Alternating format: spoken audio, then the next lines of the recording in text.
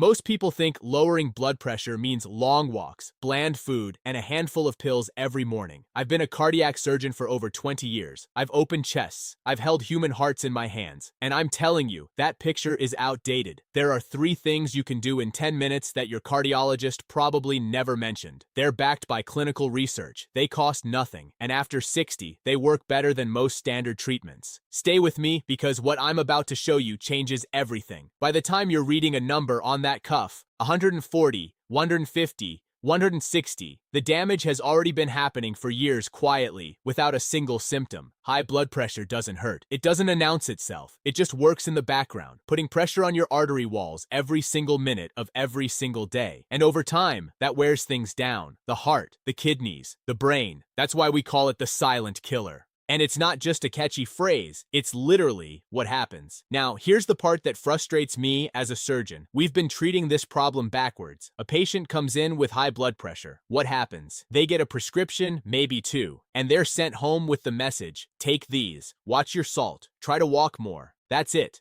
No one sits down and explains what's actually happening inside their arteries. No one shows them what they can do about it in 10 minutes a day. And the pills, they help. I'm not against medication. Please hear me on that. But pills manage the number. They don't fix the underlying problem. They don't restore flexibility to stiffen arteries. They don't train your nervous system to calm itself down. That requires something different. Here's what changes after 60 that makes this so important. Your arteries naturally lose elasticity as you age. Think of them like a garden hose. A new hose is flexible. It bends, it stretches. It handles pressure easily. An old hose gets rigid, brittle. The same amount of water creates far more pressure inside it. That's exactly what happens to your blood vessels over decades. And standard advice, walk 30 minutes, eat less salt. It's not wrong, but it's not enough. Not after 60. Your body needs something more targeted, more precise. That's what the next 10 minutes are about. Let me explain what's actually happening inside your body, because once you understand it, everything else makes sense. Your artery walls are made of smooth muscle and elastic tissue. When you're young, that tissue is supple. It expands when your heart pumps blood, then snaps back like a rubber band. But after decades of use, and especially after 60, that elasticity starts to go. The walls thicken, they stiffen, and a stiffer artery means higher pressure. Full stop. Now here's what most people don't know. Regular cardio, walking, cycling, even swimming is great for your heart, but it doesn't directly target arterial stiffness. It gets your heart pumping faster, yes, but it doesn't specifically force those artery walls to relax and expand the way we need them to. So what does? That's where most cardiologists stop short, and that's exactly where this protocol begins.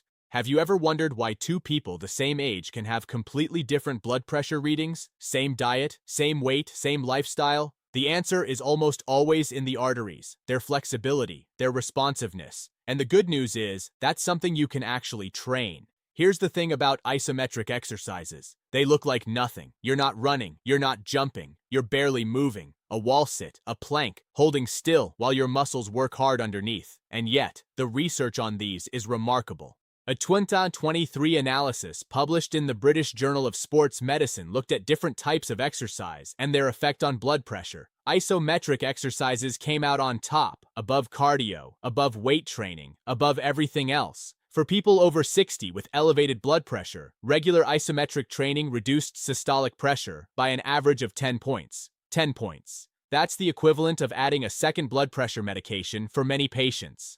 How does it work? Here's the mechanism. When you hold the wall, sit, or a plank, your muscles contract hard and stay contracted. That temporarily restricts blood flow. And then when you release, your blood vessels suddenly flood with blood. They expand rapidly. And over time, that repeated expand and release cycle actually retrains your artery walls to be more flexible, more responsive. It's like physiotherapy for your vascular system. So, here's a protocol. 6 minutes total. You can split it however works for you.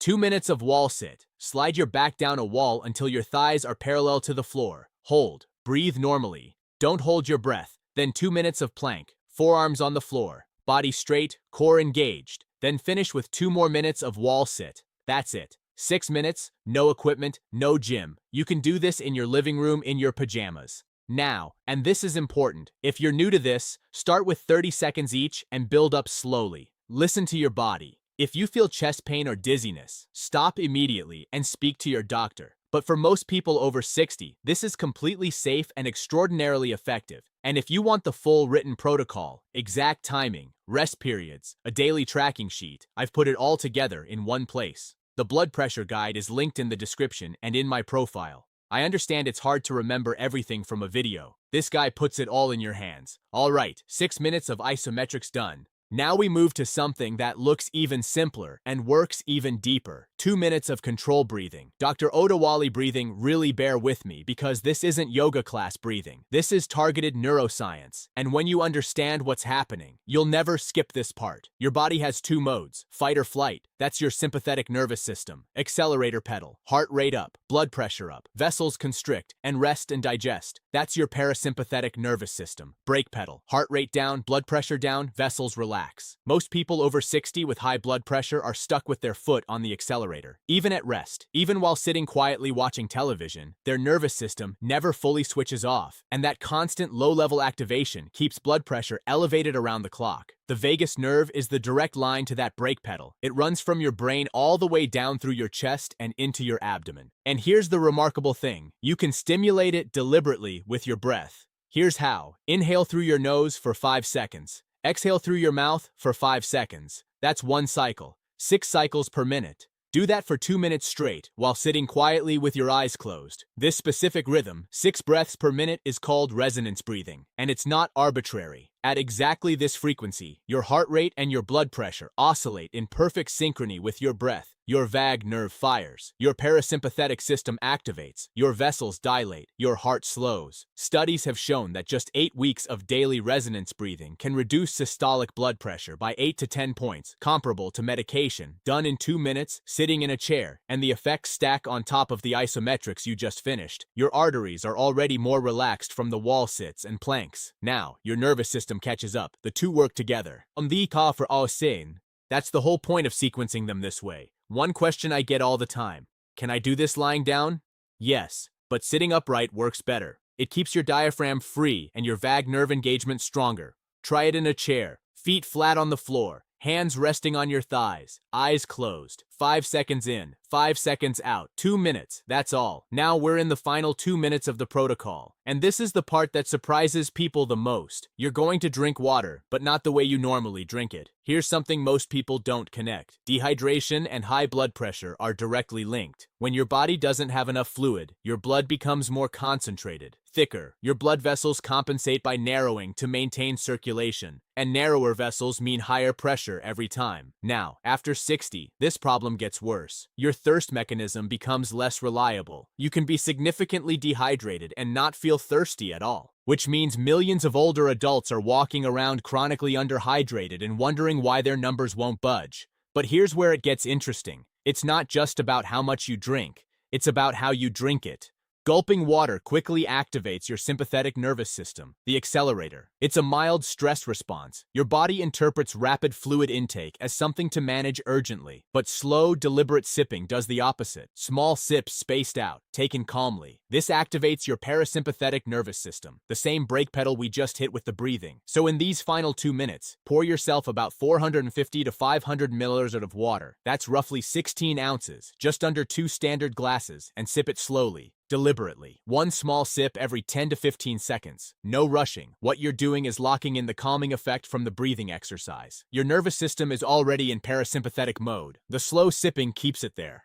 It extends the window and it rehydrates your blood, reducing that viscosity that was constricting your vessels. Think of it as the cool down, the seal on everything you just did. If this is making sense to you, hit subscribe. I post every week. Always evidence-based, always practical, no fluff, just the information your body actually needs. Here's the truth about health habits. The protocol doesn't matter if you don't do it consistently. And consistency doesn't come from willpower. It comes from design. The single most effective strategy for making this routine stick is called habit stacking. You attach a new behavior to something you already do automatically every single day without thinking. So here's what I recommend. Pick one anchor, something you do every morning without fail. Brushing your teeth, making coffee, sitting down for breakfast. The moment that thing is done, you go straight into your 10 minutes. No decision required, no motivation needed. The anchor triggers the protocol automatically.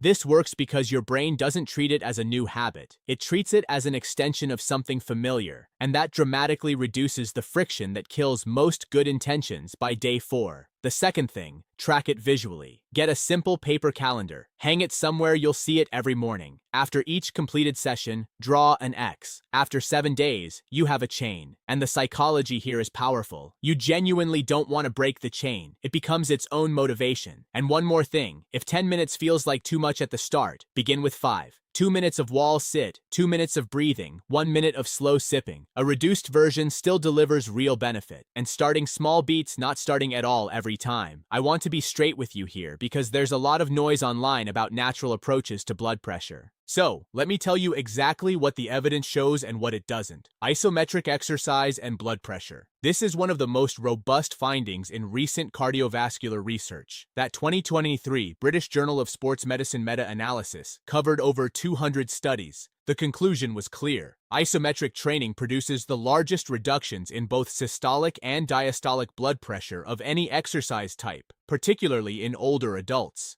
That's not a small study. That's the best available evidence we have right now. Resonance breathing. The research here is strong and growing. Multiple randomized control trials have shown meaningful reductions in blood pressure with consistent practice. The vagus nerve connection is well established in neuroscience. This is not alternative medicine. This is physiology, hydration, and blood pressure. The link is documented and consistent across studies. Chronic mild dehydration raises blood pressure. Adequate hydration reduces it. The slow sipping protocol, specifically the parasympathetic activation piece, is supported by research into vagal tone. Solid science. What does the research not show that any of this replaces medication in people with severely elevated blood pressure? If your numbers are dangerously high, above 160 systolic, this protocol is a complement to treatment, not a substitute. Please work with your doctor. That part is non-negotiable. But for the majority of people over 60 with mildly to moderately elevated pressure, this is exactly the kind of targeted lifestyle approach that can genuinely move the needle, and in some cases move it dramatically. I've seen people try this protocol, give it 3 weeks, and then tell me it didn't work. And almost every time when I ask them to walk me through what they were doing, I find the same mistakes. Let me save you the frustration. Mistake number 1, holding your breath during isometrics. This is the most common one, and it completely undermines the whole point. When you hold your breath during a wall sit or plank, your blood pressure shoots up temporarily instead of down. Breathe normally throughout. In and out, steady and relaxed. If you can't breathe normally, you're working too hard. Reduce the intensity. Mistake number 2, rushing the breathing exercise. 5 seconds in, 5 seconds out. I've watched people do 3 seconds in, 2 seconds out, fidget, open their eyes, check their phone. That's not resonance breathing. That's just sitting. The specific 6 breaths per minute rhythm is what activates the vagal response. If you rush it, you lose the mechanism entirely. Set a timer. Commit to the 2 minutes fully. Eyes closed, phone face down. Mistake number 3, gulping the water. I know it sounds minor, but if you finish a breathing exercise in a calm parasympathetic state and then throw back a full glass of water in 10 seconds, you've partially canceled the effect. Small sips, slow pace. The water is the cool down, not the finish line. Mistake number 4, doing too much too soon. This one is particularly important for people over 60. Enthusiasm is wonderful, but jumping straight to 2-minute wall sits when your legs aren't used to it leads to soreness, discouragement, and quitting. Start where you are. 30 seconds is a legitimate starting point. Build by 15 seconds each week. Your body will adapt. Give it time. Mistake number 5, skipping days and calling it failure. You will miss a day. Life happens. The protocol breaks down for a week because you travel or you're unwell. That is not failure. That is normal. The only failure is deciding that a missed week means the whole thing is over. It doesn't. You pick it back up the next morning. The chain starts again. Your arteries don't forget the progress you've already made. Here's what I want you to really sit with for a moment. You just learned a 10-minute protocol that targets 3 separate mechanisms of high blood pressure simultaneously. Arterial stiffness, nervous system dysregulation, chronic dehydration, 3 root causes, 10 minutes every single morning. And here's what shocks most of my patients when I explain this. Pharmaceutical companies spend billions of dollars developing drugs that target one of those mechanisms. 1. A calcium channel blocker works on vessel tension. An ACE inhibitor works on fluid regulation. A beta blocker works on heart rate. Each one is a single tool aimed at a single target. And yet we hand people a prescription and call it a complete solution. This protocol hits all 3 at once naturally with 0 side effects, 0 cost. And it compounds over time, meaning the longer you do it, the stronger the effect becomes.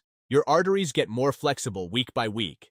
Your vagal tone improves month by month. Your hydration baseline stabilizes. The numbers on that cuff don't just drop, they stay down. I've been a cardiac surgeon for over 20 years. I've seen what happens when blood pressure goes unmanaged for decades. The strokes, the heart failures, the kidneys shutting down. I've held the consequences of neglect in my hands in the operating theater. And I can tell you with absolute certainty, the 10 minutes you spend on this every morning are worth more than you can possibly imagine right now. This is not about avoiding medication. This is about giving your body every possible advantage. This is about being proactive instead of reactive. This is about showing up for yourself at 60, at 70, at 80, with the same intention and discipline that built everything else in your life. Your arteries are not done. Your nervous system is not done. Your body still responds. It still adapts. It still heals, but only if you give it the right signals. Starting tomorrow morning, 10 minutes, that's the investment. The return is years. So, let's bring it all together. 10 minutes, 3 steps every morning. Minutes 0 to 6, isometric exercises. Wall sit and plank. Hold, breathe, release. You're retraining your artery walls to be flexible and responsive again. 6 minutes total. Start with 30 seconds if you need to build from there.